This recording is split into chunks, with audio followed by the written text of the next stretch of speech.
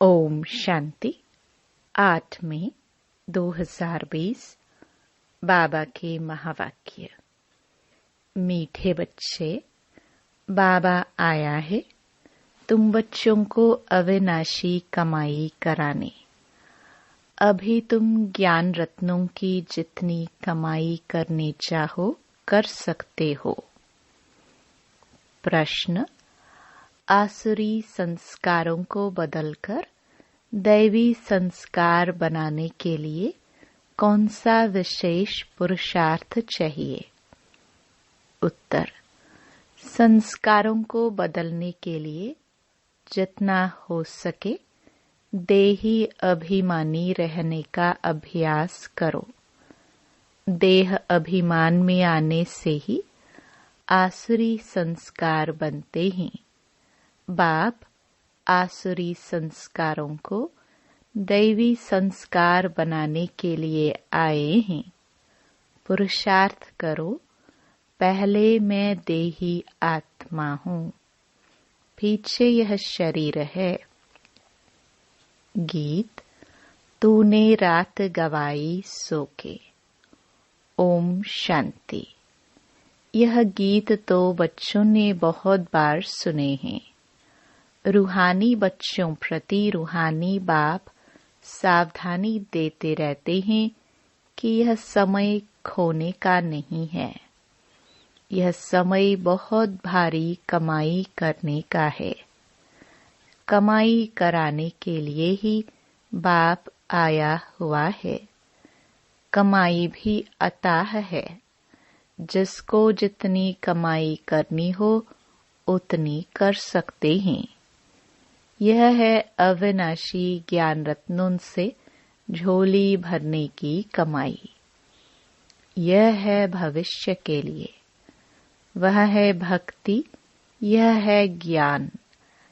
मनुष्य यह नहीं जानते हैं कि भक्ति तब शुरू होती है जब रावण राज्य शुरू होता है। फिर ज्ञान तब शुरू होता है जब बाप आकर राम राज्य स्थापन करते हैं। ज्ञान है ही नई दुनिया के लिए, भक्ति है पुरानी दुनिया के लिए। अब बाप कहते हैं पहले तो अपने को देही आत्मा समझना है। तुम बच्चों की बुद्धि में है हम पहले आत्मा है, पीछे शरीर है। परंतु ड्रामा प्लान अनुसार मनुष्य सब रॉन्ग हो गए हैं, इसलिए उल्टा समझ लिया है कि पहले हम देह हैं फिर देही हैं। बाप कहते हैं यह तो विनाशी है, इसको तुम लेते और छोड़ते हो। संस्कार आत्मा में रहते हैं। देह अभिमान में आने से संस्कार आसुरी बन जाती हैं। फिर आसुरी संस्कारों को दैवी बनाने के लिए बाप को आना पड़ता है। यह सारी रचना उस एक रचता बाप की ही है। उनको सब फादर कहते हैं। जैसे लौकिक बाप को भी फादर ही कहा जाता है। बाबा और मम्मा यह दोनों अक्षर बहुत मीठे हैं। रचता तो बाप को ही कहेंगे। वह पहले माँ को एडॉप्ट करते हैं, फिर रचना रचते हैं। बेहद का बाप भी कहते हैं कि मैं आकर इनमें प्रवेश करता हूँ। इनका नाम बाला है। कहते भी हैं भागीरथ। मनुष्य का ही चित्र दिखाते हैं, कोई बैल आदि नहीं है। भागीरथ मनुष्य का तन है। बाप ही आकर बच्चों को अपना परिचय देते हैं। तुम हमेशा कहो हम बाप दादा के पास जाते हैं। सिर्फ बाप कहेंगे तो वह निराकार हो जाता। निराकार बाप के पास तो तब जा सकते जब शरीर छोड़े। ऐसे तो कोई भी जा नहीं सकते। यह नॉलेज बाप ही देते हैं। यह नॉलेज है ही बाप के पास। अविनाशी ज्ञान रत्नों का खजाना है। बाप है ज्ञान रत्नों का सागर, पानी की बात नहीं। ज्ञान रत्नों का भंडारा है, उनमें नॉलेज है। नॉलेज पानी को नहीं कहा जाता। जैसे मनुष्य को बैरिस्टरी, डॉक्टरी आदि की नॉलेज होती है, यह भी नॉलेज है। इस नॉलेज के लिए ही ऋषि मुनि आदि सब कहते थे कि रचता और रचना के आदि मध्य अंत की नॉलेज हम नहीं जानते। वह तो एक रचता ही जाने। झाड़ का बीज रूप भी वही है।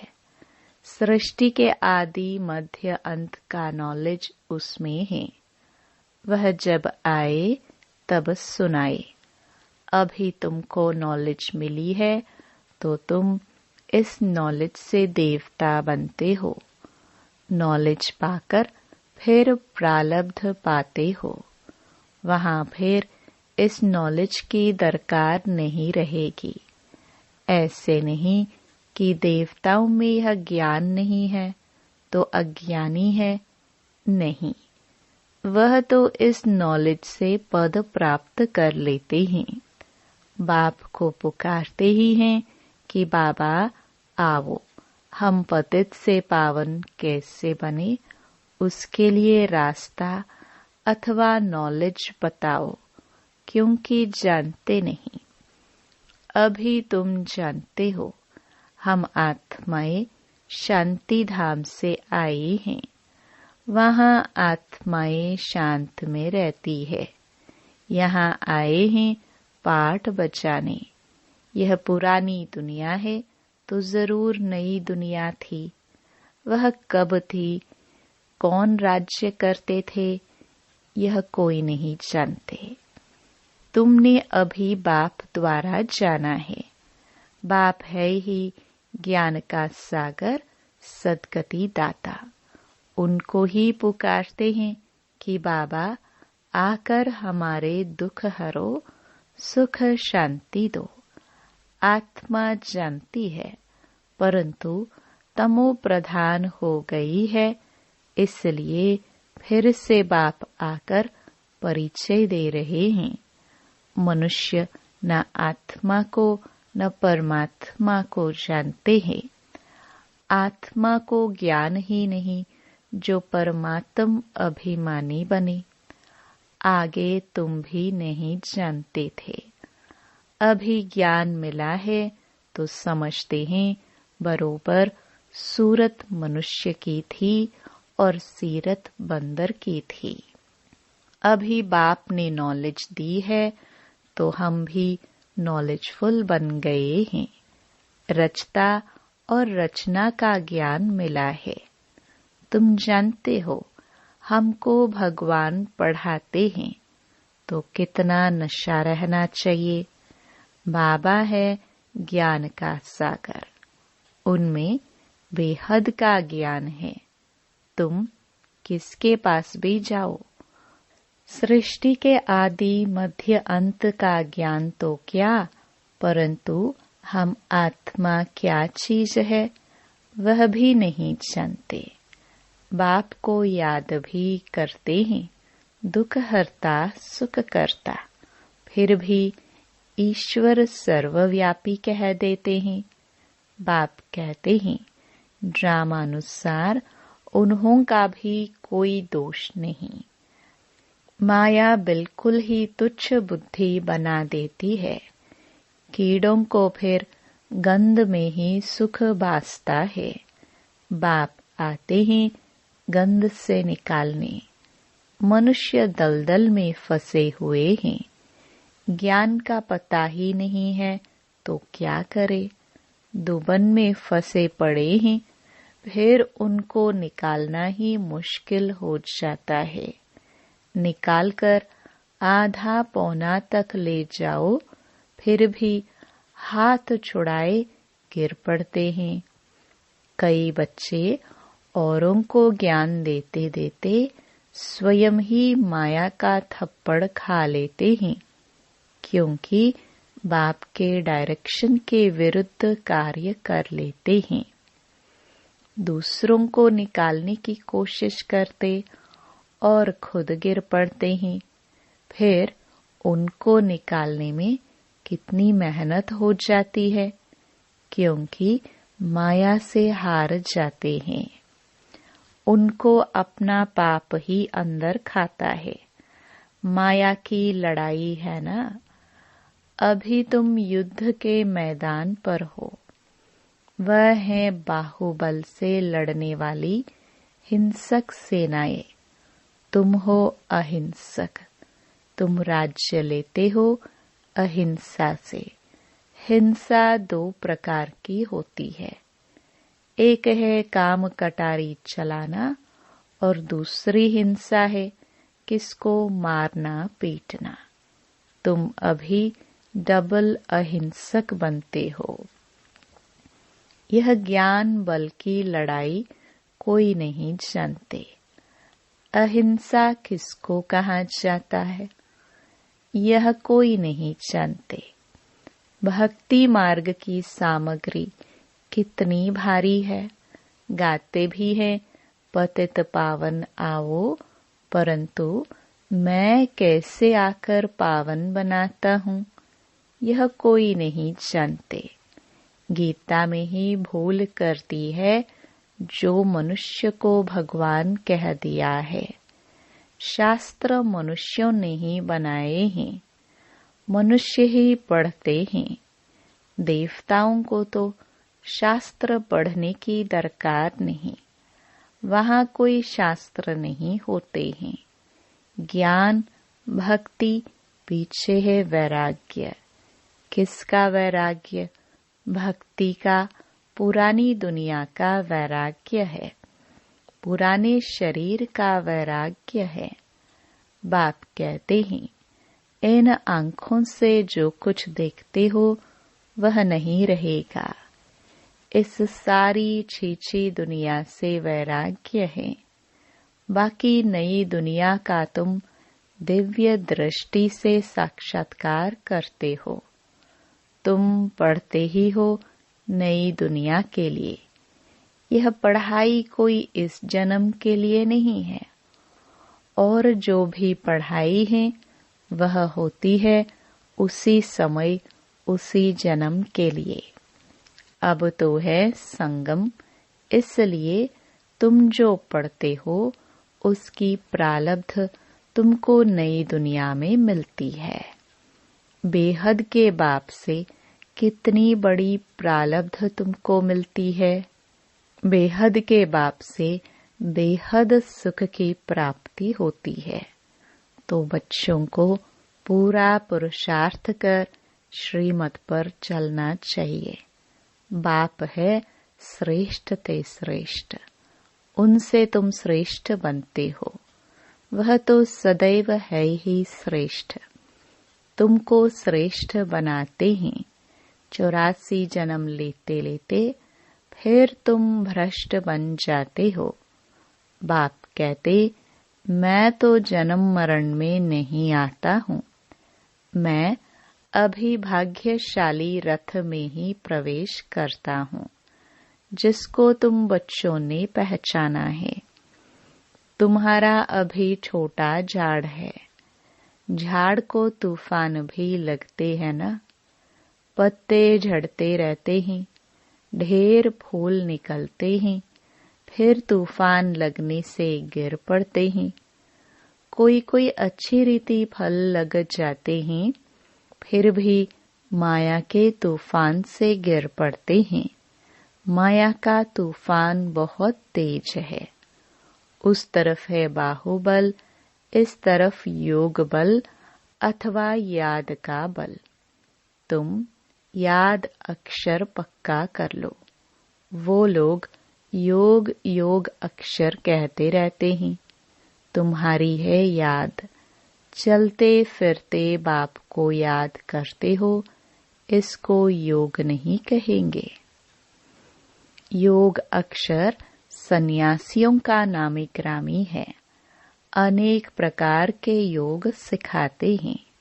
बाप कितना सहज बतलाते हैं। उठते बैठते चलते फिरते बाप को याद करो। तुम आधा कल्प के आशिक हो, मुझे याद करते आए हो। अब मैं आया हूँ। आत्मा को कोई भी नहीं जानते, इसलिए बाप आकर रियलाइज कराते हैं। यह भी समझने की बड़ी महीन बातें हैं। आत्मा अति सूक्ष्म और अविनाशी है। न आत्मा विनाश होने वाली है, न उनका पाठ विनाश हो सकता है। यह बातें मोटी बुद्धि वाले मुश्किल समझ सकते हैं। शास्त्रों में भी यह बातें नहीं हैं। तुम बच्चों को बाप को याद करने की बहुत मेहनत करनी पड़ती है। ज्ञान तो बहुत सहज है। बाकी विनाश काले प्रीत बुद्धि और विपरीत बुद्धि, यह याद के लिए कहा जाता है। याद अच्छी है तो प्रीत बुद्धि कहा जाता है। प्रीत भी अव्यभिचारी चाहिए। अपने से पूछना है, हम बाबा को कितना याद करते हैं। यह भी समझते हैं बाबा से प्रीत रखते रखते जब कर्मातीत अवस्था होगी तब यह शरीर छूटेगा और लड़ाई लगेगी। जितना बाप से प्रीत होगी तो तमो प्रधान से सतो प्रधान बन जाएंगे। इम्तिहान तो एक ही समय होगा ना। जब पूरा समय आता है, सबकी प्रीत बुद्धि हो जाती है, उस समय फिर विनाश होता है। तब तक झगड़े आदि लगते रहते हैं। विलायत वाले भी समझते हैं अभी मौत सामने है।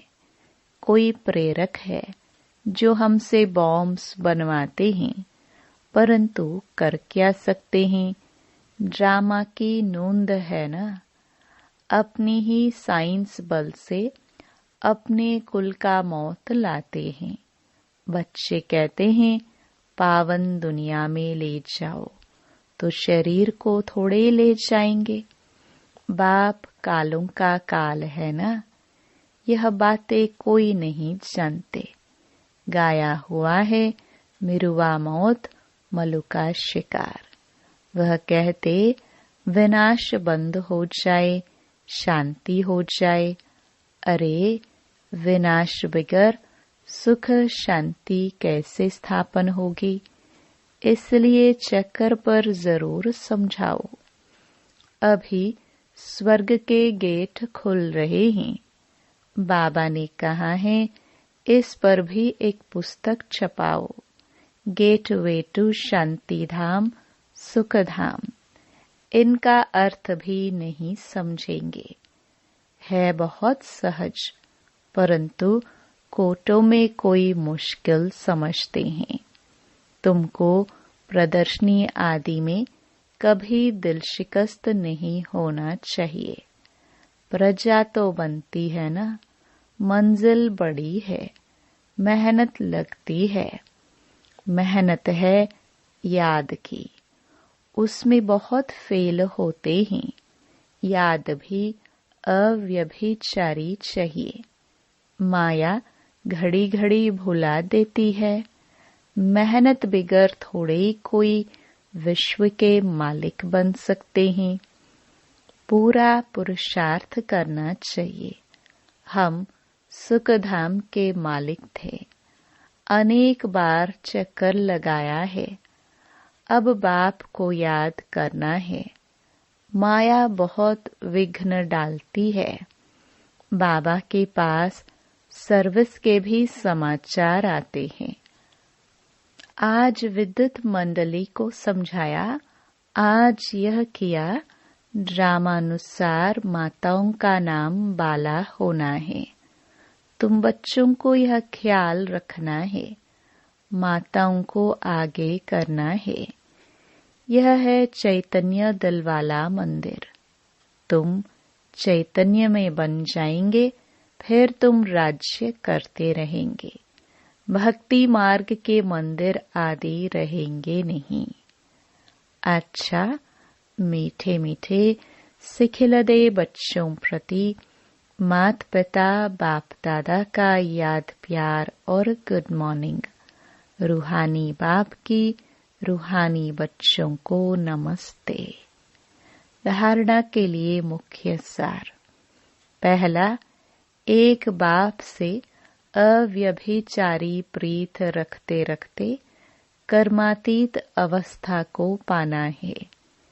इस पुरानी देह और पुरानी दुनिया से बेहद का वैराग्य हो। दूसरा, कोई भी कर्तव्य बाप के डायरेक्शन के विरुद्ध नहीं करना है। युद्ध के मैदान में कभी भी हार नहीं खानी है।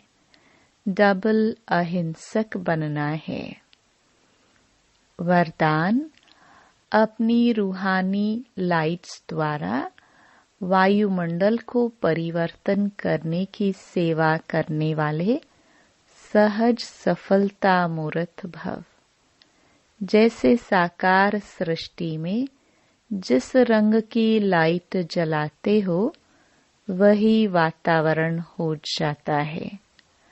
अगर हरी लाइट होती है तो चारों ओर वही प्रकाश छा जाता है। लाल लाइट जलाते हो तो याद का वायुमंडल बन जाता है।